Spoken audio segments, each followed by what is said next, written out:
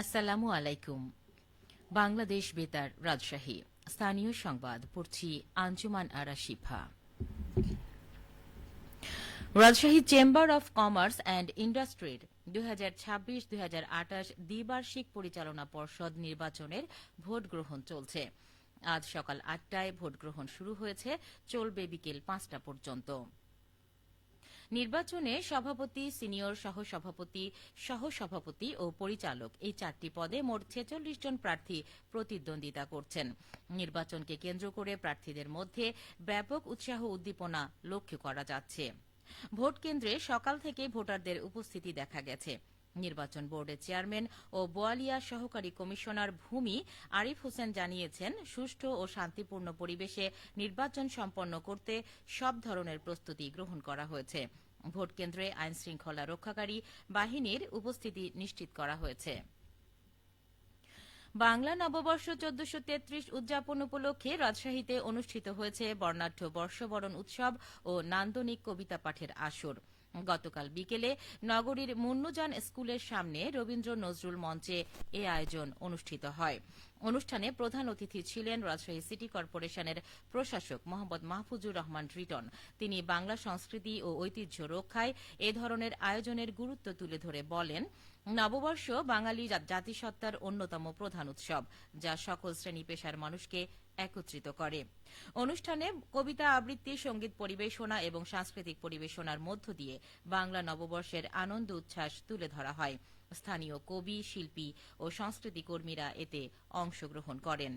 এ অনুষ্ঠানের আয়োজন করে বর্তমান মহানগর ও সাবেক জেলা জাসাস, আলাপন সাংস্কৃতিক একাডেমি এবং রাজশাহী বেতার শিল্পী সংস্থা। বগুড়ায় বিশিষ্ট কবি ও সাংবাদিকদের সম্মাননা প্রদান সহ নানা আয়োজনের মধ্য দিয়ে গতকাল কুঁড়ি উৎসব অনুষ্ঠিত হয়েছে। জেলা পরিষদ মিলনায়তনে এই উৎসবের আয়োজন করা হয়।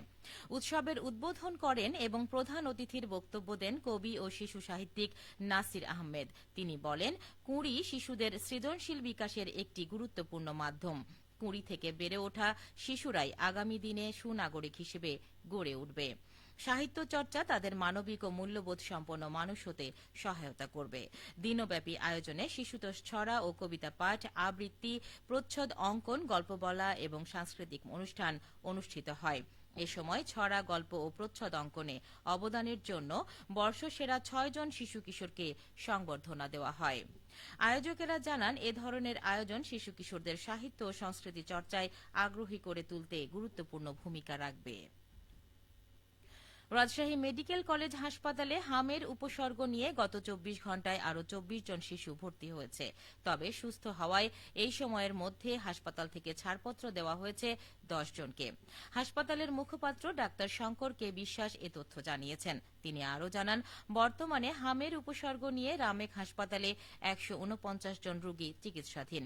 চলতি মৌসুমে ৬৫১ জন রোগী হাসপাতালে ভর্তি হয়েছে। এর মধ্যে মারা গেছে ৫১ জন শিশু। রাজশাহীতে গত ১০ বছরে বোরো উৎপাদন বৃদ্ধি পেয়েছে ৮৬,৩৪৯ মেট্রিক টন। এই সময়ের মধ্যে ১,৮০৫ হেক্টর জমিতে আবাদ বৃদ্ধি পেয়েছে। রাজশাহী জেলা কৃষি সম্প্রসারণ অধিদপ্তর দেয়া ২০১৫ থেকে ২০২৫ সাল পর্যন্ত প্রতিবেদনে এই তথ্য জানা গেছে।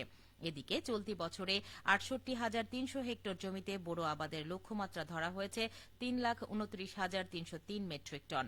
গত বছর ৬৮,২৯৫ হেক্টর জমিতে আবাদ হয়েছিল ৩,২৭,৫৪৪ মেট্রিক টন বোরো ধান। রাজশাহী জেলা কৃষি সম্প্রসারণ অধিদপ্তরের উপপরিচালক মোহাম্মদ নাসির উদ্দিন জানান, বোরো ধানের বীজ, সার ও কীটনাশক সহ প্রয়োজনীয় পরামর্শ প্রদান করা হচ্ছে। কৃষকদের উদ্বুদ্ধ করার ফলে এই অঞ্চলে বোরোর আবাদ বৃদ্ধি করা সম্ভব হয়েছে। নাটোরের কৃষকেরা মসুর ডালের আশানুরূপ ফল পেয়েছেন। ইতোমধ্যে শতভাগ আবাদি জমির মসুর ডাল সংগ্রহ করা হয়েছে। হেক্টর প্রতি ফল পাওয়া গেছে ১.৮০ টন।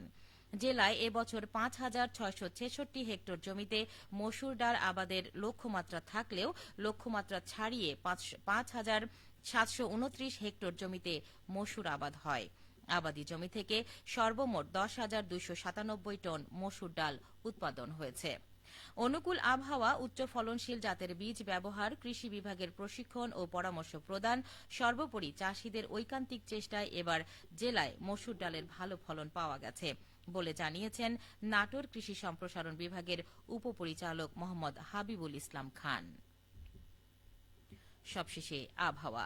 আজ দুপুর 12টায় রাজশাহীতে তাপমাত্রা ছিল 34.5 ডিগ্রি সেলসিয়াস। এ সময় বাতাসে আপেক্ষিক আর্দ্রতার পরিমাণ 59%।